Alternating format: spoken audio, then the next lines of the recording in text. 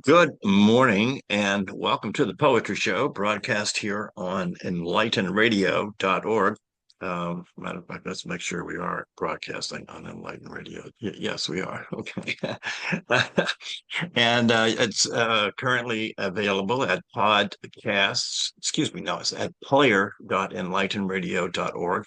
And also, if you're not on your phone, you can still see the player on www .enlightenradio.org as well. Sometimes on the phone it doesn't show up for some reason, but it always shows up if you go to player.enlightenradio.org. So, and this morning, my good friend and co-host Janet Harrison has continued appeared to me on the movie path, which we were pursuing last week in one way, and this time we have a new set of poems which just really just blew me away this morning when I was and last night when I was reading them. Um, anyway, with Janet, I'm just looking forward to your introduction here to this one as well. Tell me what's Yes, what going I was on. doing was I was looking at film and then I just was looking at how poetry could sometimes use actors or films or something as cultural references. That they just use them as a stand-in for various things. And so the first poem is just an introduction. It's called The Film by Kate Northrup. And it's just an invitation. So just listen to this one and just let it flow through you. The Film by Kate Northrup. Come, let's go in. The ticket taker has shyly grinned, and it's almost time, lovely one. Let's go in. The wind tonight's too wild, the sky too deep, too thin. Already it's time. The lights have dimmed. Come, loveliest, let's go in. And know these bodies we do not have to own, passing quietly as dreams, as snow. Already leaves are falling and music begins, lovely one. It's time. Let's go in. And this poem captures the moment when you're out, you've just gotten your ticket and you're about to go into the movie. You know, come, let's Right, go in. The ticket taker is shyly grinned. It's almost time, lovely one. Let's go in. So it's just an right. invitation. I got you. Okay, so now it makes sense to me. But I read it last. For some reason, I read it last. I don't, and so therefore, perhaps I had already been in a number of the movies yet to come here that you have assembled. What's the first film we want to see? Well, we want to go to silent movies first because we're going to. So there's this poem. I know a silent movie star. I don't know which ones of these you wanted to read, John. So just let me Is, know. why don't you do this one? Right. Okay. This has got a line in here which I really loved, and I'll point that out once I'm through with the poem. This is by Michael Palmer. I know a silent movie star. I know a silent movie star named Jane. She speaks without moving her lips. She once starred in a film called Shadow Train. Her memoir is full of lies. She's perfectly honest about this. Such is life as we know it, and if you don't like it, just turn the page until you arrive at one that feels right, since you can always find another on some distant sister world, I was told many times as a child. I love Jane because of her silence, which I've tried unsuccessfully to emulate throughout my adult life. Lately, it's become a bit harder for me to walk and breathe and sleep. We all love Jane because of her unbridgeable distance, like that far off sister planet on which life can barely be imagined. She is nonetheless a star, not a planet. She retains her cool and distant glow even as superstorms here grow ever more violent and the surging tides and flames display themselves to those many miles above, circling and dreaming their circular dreams in endless Earth orbit. I know a silent movie star named Jane, though of course that is not her actual name, only that of the distant star she once suddenly became. Wow. Well, that's beautifully crafted. That's a beautifully Yes, crafted poem. Michael Palmer, do you know anything else about him? Not much. I didn't have a chance to really look him up. The lines that I fell in love with in this poem is her memoir is full of lies. She's perfectly honest about this. Yes, right. That's right. Um, I thought that the we all love Jane because of her unbridgeable distance, like that far off sister planet on which life can barely be imagined. She is nonetheless a star, not a planet. I thought that was Yes. The idea, the way he blends her with the idea of a sister planet throughout the poem, the braid in this poem is very tight and very lovely, the way he handles that. yeah, right. That's true. Um, and the other thing that I really enjoyed about the poem was where are we going, you know? Only the distant star she went suddenly became. Yes, I love the ending of that poem. Only Yeah, that this right. starship suddenly became. Now, my memory of silent films was that they were moving their lips, but Well, maybe it's not on, but some of them they weren't. That's true. It just printed what the character said on the screen, right? mhm, yeah. Um, yeah, but okay. But I also remember, yeah, I have maybe, your memory that far back can sort of adapt to whatever you want it to be. Anyway, there's a poem in there someplace. Anyway, I like that. I thought that was a very good one, Michael Palmer. Yes. Where do you want to go with this one? Next one. The next one I want to go to is Sailing to America. Oh I my goodness. which is probably my favorite poem of this set. Can I read that one? Yes, please do. It, Okay. So, anyway, Sailing to America by Gregory. How do you say his last name? Do you have any idea? it's Janikin? Armenian. It's Armenian. I think it's Dianikian, but I'm not sure. Janikin. Gregory well, He's Djanikian. Gregory. Okay. Sailing to America. And it has a subtitle, Alexandria, 1956. Do you think this was the yes, he was Alexand? born in Alexandria Um, in 47, I think it was. I think he's 75 now. right. Maybe Okay. it's 45. I can't remember. All right. Um, So he's going sailing to America. The rugs had been rolled up, and islands of them floated in the centers of every room. And now, on the bare wood floors, my sister and I were skimming among them in the boats we'd made from newspaper. Sheets of them pinned to each other, bows, gondolas, clippers, harps. There was a mule outside on the street, braying under a load of figs, though mostly there was quiet. A wind from the desert was putting the city to sleep. But we were too far adrift. The air was scurfy and wet, the currents tricking our bows against reef and coral, and hulls cheering under the weight of cargo. Ahoy and belay! I called to my sister. Avast, avast! She yelled back from her rigging. Neither of us knew what we were saying, but the words came to us from a movie. Cinemascope, American, Richard Widmark. I said. Clark Gable, Logie, she said. Yo ho ho. We had passed Cyprus, and now there was Crete or Sardinia, maybe something larger farther off. The horizon was everywhere I turned. The waters were becoming turgid. They were roiling. Weeks had passed. America, America, land ho, I yelled, directionless. Gibraltar, my sister said. Heave to! And signaling a right, her arms straight out, she turned and bravely set our course, north by northwest, for the New World. Did we arrive? Years later, yes, by plane, suddenly, with suitcases and something as hazy as a future. The November sun was pale and far off.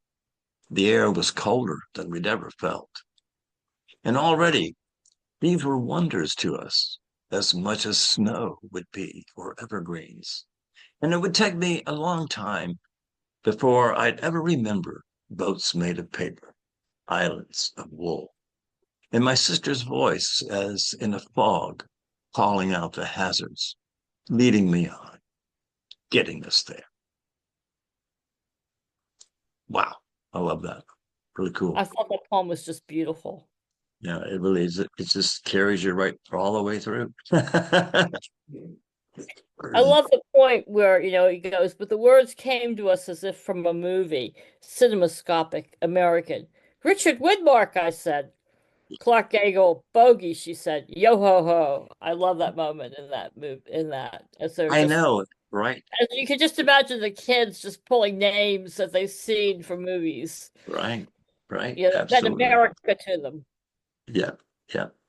I mean, it really, yeah, it's an interesting. It has a feel to it that was in a number of movies, from the era, as I recall too. People so there was, think it back. It's been a lot of movies about coming to America, really, Mhm. um, of different kinds. But yeah, wonderful poem. Anyway, I wish I knew how to pronounce his last name. I should have looked it up, but thank you, Gregory, for sailing to America. I What's think it's next? Tinikian, but I'm not sure. It's Armenian. Yeah, right. He was born in Egypt, but to Armenian parents, and they came to this country when he was 8 years old, and he is currently living in Philadelphia and has headed the creative writing program for the University of Pennsylvania. So that's why I've been able to find out about Right. his biography. Well, my spouse's one of her colleagues is a Armenian. Maybe I'll send it. I'll just send it to her. She probably knows exactly how to say it.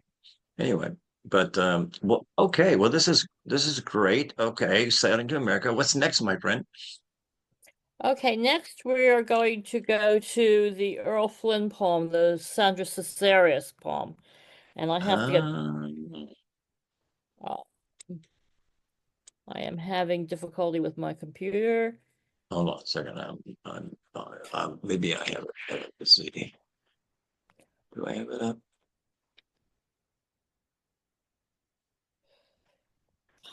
Is that the My Wicked Wicked Ways? Yes, my wicked, wicked ways. Yeah. So you want me to read it? I got it up. Okay, fine. That'll be great. All right. Do you know something about Sandra Cisneros that we should She's, tell she people is, about?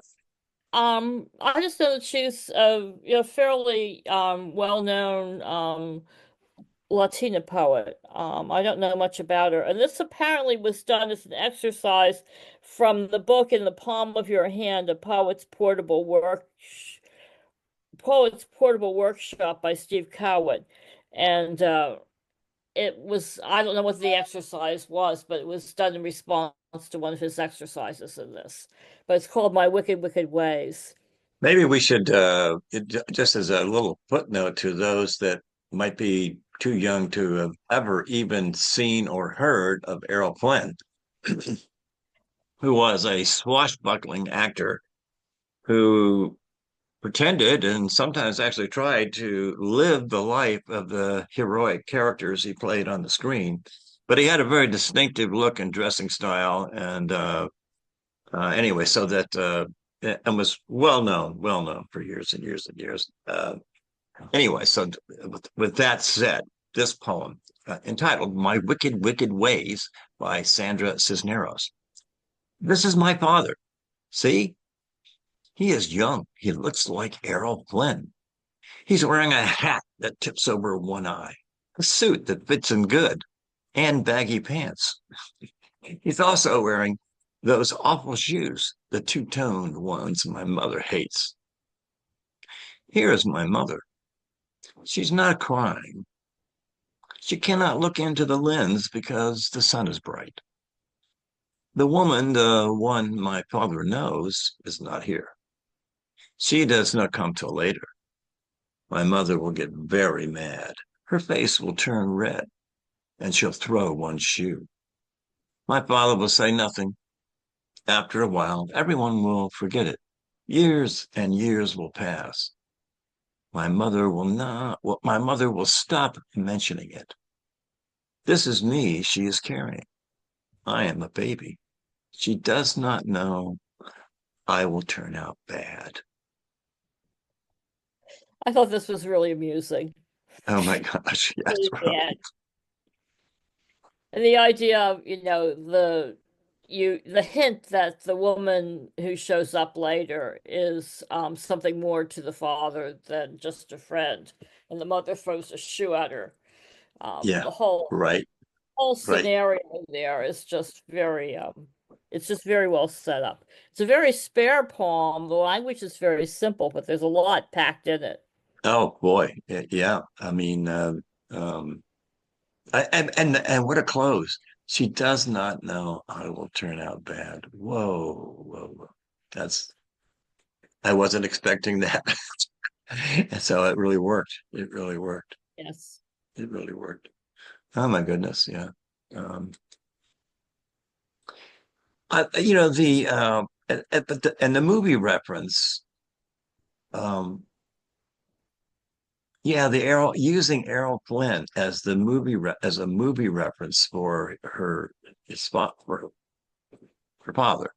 Hmm. Um, it's interesting how it works in the poem. You know, you could see a lot of ways in which it would be very difficult to do that. Once you've handed somebody like for her time a universal image, Errol Flynn is the dashing man, right? Hmm. Um, how are you going to get outside? How are you going to get any distance from it once you sort of do that, right? And she does it by moving to her mother, Yes. and then this thing, and all of a sudden, both the image and its context, just gets whoa, very sharply moved. You get the impression that that the narrator is looking at a picture, and there's Yes, her right. mother in the picture, and she's recalling the incident. And since her mother was just carrying her, it's not something she saw. It's a story, a family story that kind of got handed down. But then eventually her mother stops mentioning it. Yeah, eventually. Yeah, It takes a while. yeah. Right. Maybe decades. God, who knows? Oh my goodness. Yes. Well, again, just a very powerful and potent poem, Janet. Very good. Um, wow. Where'd you Yeah, find that one? You were looking for someplace on it. You said you found that one on in a book or related to a book on writing poetry, right? she wrote it. She has a note at the bottom of the poem that was written in response to an exercise in this book. Yeah, right, right. So, all right. Is that a book you had about writing poems? It's a book I have. It's one of the books I have about writing poetry. It's in the palm of your hand by Stephen Cohen. Look Ah, up the specific exercise to see which one it was. all Um, right. Interesting. All right, cool. What do you want to do next, my dear? And our final poem is a poem that I had chased for years. I first saw it calligraphied by Susan Lloyd in an art exhibit down in Stewart's Craft Library when we were camping one day. And we went over to the library to see this art exhibit. It's when I first saw Susan Lloyd's calligraphy. And she calligraphied this poem. And I didn't note down, I remembered the poem, but I did not write down who it was by. I just knew it was by an African American poet. So Right. for years, and this was before the internet, this is before we even got married. This was, almost 40 years ago. I chased this poem. I read all kinds of collections about poets from the Harlem Renaissance trying to find this poem, and I finally tracked it down. And so this poem is one that I've looked for a long time. I've lived with for a long time. It's by Ishmael Reed. who's also a novelist and an essayist as well as a poet. And it references a TV show that was very popular when I was a kid called Thriller, which was an anthology of thrilling, which was just a separate story each week. Do you remember Thriller, John? Oh, sure. Yeah, yeah, yeah. I certainly do. Yes. Anyhow, this particular episode gave my sister nightmares. I wasn't allowed to stay up that late to see it, but my sister told me about it the next day. And this is called Beware. Do not read this poem. So I'm warning the readers, beware. Do not read this poem. Tonight, Thriller was about an old woman, so vain she surrounded herself with many mirrors. It got so bad that finally she locked herself indoors and her whole life became the mirrors. One day, the villagers broke into her house, but she was too swift for them. She disappeared into a mirror. Each tenant who bought the house after that lost a loved one to the old woman in the mirror. First, the little girl, then a young woman, then the young woman's husband. The hunger of this poem is legendary. It has taken in many victims. Back off from this poem. It has drawn in your feet. Back off from this poem. It has drawn in your legs. Back off from this poem. It is a greedy mirror. You are into this poem from the waist down. Nobody can hear you, can they? This poem has you up to here, the belch. This poem ain't got no manners. You can't call out from this poem. Relax now and go with this poem. Move and roll on to this poem. Do not resist this poem. This poem has your eyes. This poem has his head. This poem has his arms. This poem has his fingers. This poem has his fingertips. This poem is the reader and the reader the poem. Statistic. The U.S. Bureau of Missing Persons reported in 1968 over 100,000 people disappeared, leaving no solid clues nor trace, only a space in the lives of their friends. Wow. 68, huh? I can understand that. They might have been running away from war. Wow. My gosh. What a poem. That's extraordinary, Janet. It really is. I think, Yes. Like I said, I chased this poem for years. I read lots and lots and lots of good poetry trying to find my way to this poem. But I finally found it. Ishmael Reed. Yes, this may I'll read. He wrote Mumbo Jumbo, which is a series, I think, of essays, or maybe it's his novel, but a number of other things, as well as a poet. He's quite prolific. Wow. Yeah, one day the villagers broke into her house, but she was too swift for them. She disappeared into a mirror. And each tenant who bought the house after that lost a loved one to Yeah, the old right. Yeah, first the little girl, then the young woman, then the young woman's husband. right. I wonder what the Bureau of Missing, I wonder what the tracks are um, in subsequent or previous years of missing persons. You know, it's interesting. Of course, to be missing, someone's going to report them, Yes. probably. Yeah. So, Well, he does say, leaving no solid clues nor trace, only a space in the lives of their friends. all right, and they have and the print includes an extra space right after the actual word space. Yes. Um, so I think that's just very unusual, and thank you so much for finding that one. That's do not read this poem. Beware. Of course, if anything headline was ever going to get you to read it, that would be the one to get you to read it. Yes. You know, it's like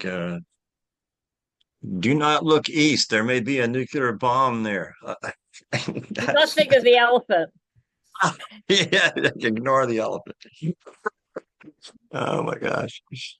All right. Well, this has been really wonderful, Janet. Thank you so much. You know, I'm glad we had to wait a day, but I'm glad we're doing it. So I'll get this one up. I wonder which one I want to feature. Gosh, it's going to be a struggle between the one you just read and the Sailing to America, but I don't I know. love And the then I'll have fun with this one, seeing what uh, the Chat GPT image creator thinks. I've been having a great deal of fun feeding a couple of lines of a poem or a verse, to and it say create an image that reflects this poem, you know, Mhm. and it does. I mean, a couple of times it was a little corny and I didn't use it, but other times it was really pretty good Mhm. and unique. So I I may choose which poem to feature on the web page first, by seeing which of the consequential images that Chat GPT comes up with appeals to me the most. That might be. Anyway, I'll let you know. Okay. Anyway, Okay. all right. Take care, everybody. It's late, but everything comes next. And again, you can find our podcasts on podcast.enlightenradio.org. And it takes me sometimes a day or two to get it up there, but look for it soon. All right. All right, everybody. Thank you, Janet. Take care. If You too, John. I can get this thing to work here. Somehow it goes below the toolbar. There we go.